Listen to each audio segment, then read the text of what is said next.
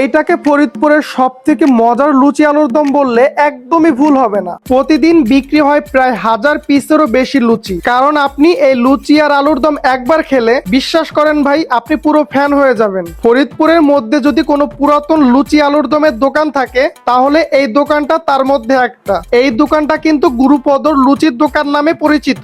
এইখানে কিন্তু লুচির দাম মাত্র 5 টাকা আর আলুর দমের দাম 15 টাকা। তাদের এইখানকার লুচি আর আলুর দম বেস্ট কম্বিনেশন এভার। এইটা কিন্তু মাস্ট ট্রাই একটা আইটেম। এই মজাদার লুচি আর আলুর দম পাওয়া যায় ফরিদপুর স্টেশন বাজার। সন্ধ্যার সময় কিন্তু এই দোকানে হিউজ পরিমাণে ভিড় থাকে। তাদের দোকান থেকে কিন্তু লুচির সাথে মিষ্টিও নিতে পারবেন, কারণ অনেকেই আবার লুচির সাথে মিষ্টি খেতে পছন্দ করে। তারপরে আমি আমার জন্য লুচি আর আলুর দম অর্ডার করি।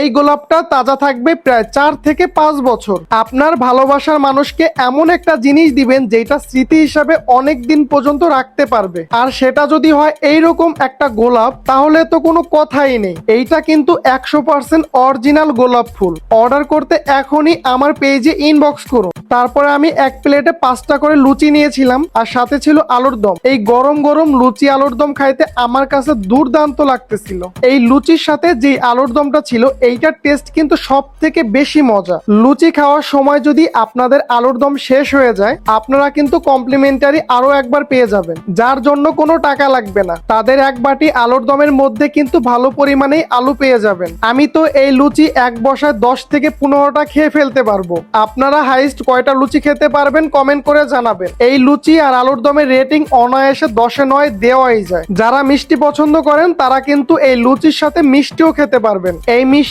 পার পিস ছিল 30 টাকা করে। ভিডিওটা ভালো লাগলে অবশ্যই আমার পেজটা ফলো করবেন। এই দোকানটার লোকেশন হচ্ছে ফরিদপুর স্টেশন বাজার। গুরুপদ কাকার লুচির দোকান নামে পরিচিত।